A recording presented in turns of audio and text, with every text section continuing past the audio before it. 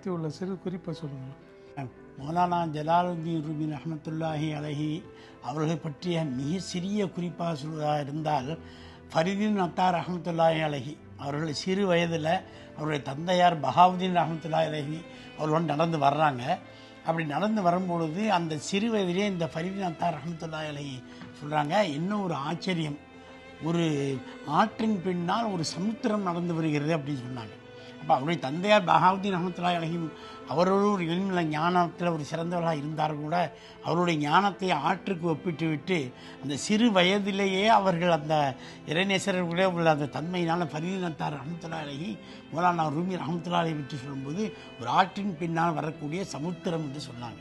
அதிலேயே அவர்கள் எவ்வளோ பெரிய ஞானம் மிக்கவராக வருவார்கள் என்பதற்கு அவர்கள் முன்னூட்டிய அதை அறிந்து சொல்லியிருக்கிறார்கள். இதையும் ரூமி ரஹ்மத்துல்லாஹி அலைஹி மஸ்னவிலேயே பதிவு செய்திருக்கிறாங்க.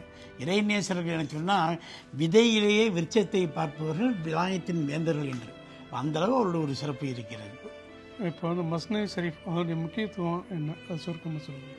அதாவது மௌலானா ரூமி ரஹ்மத்துல்லாஹி அலைஹி அவருடைய வாயிலும் தற்செயலாக ஒரு செய்யுள் வருது. மூங்கிலை பிரிந்து விட்டு அந்த மூங்கில் காட்டை பிரித்த மூங்கில் மீண்டும் அந்த காட்டுக்கு போக இயங்குகிறது என்று ஒரு வார்த்தையை அவர் வாயிலிருந்து வருது. அதை வருவதை பார்த்துட்டு அவருடைய கலீஃபாக இருந்தவர்கள் ஹுசாம்தி ரஹ்மத்துல்லாஹி அலைஹி இதை மீண்டும் சொல்லுங்கள்னு சொல்லி அதை பதிவு செய்தார்கள். அன்று துவங்கி தான் அதில் இருந்து கிட்டத்தட்ட 35,000க்கு மேற்பட்ட ஈரடி வெண்பாக்களை மஸ்னவி ஷரீஃபாக மௌலானா ரூமி ரஹ்மத்துல்லாஹி அலைஹி பல்வேறு தலைப்புகளை வைத்து பல்வேறு கவிதைகள் செய்திகளை சொல்லியிருக்கிறாங்க. சிறப்பு. இப்போ இந்த மஸ்னவி ஷரீஃப் தமிழ் மொழியில் மொழிபெயர்க்கப்பட்டிருக்கு.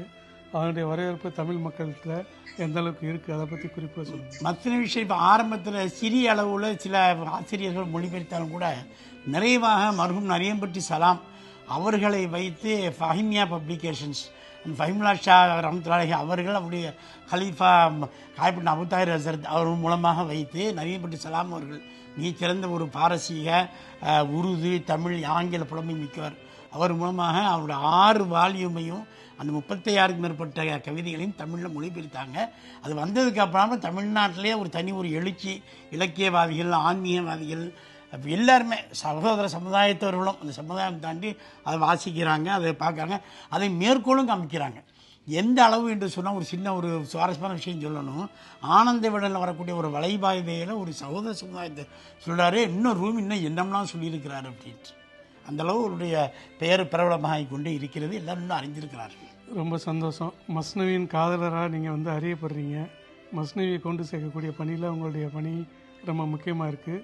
இந்த கண்காட்சியை சிறப்பு சேர்ந்ததுக்காண்டி இதுக்காண்டி கண்காட்சி நிர்வாகத்தின் சார்பில் நன்றியை தெரிவித்துக் கொள்கிறோம். எல்லாருக்கும் நன்றியை தெரிவிச்சுக்கிறோம். அஸ்ஸலாமு அலைக்கும்.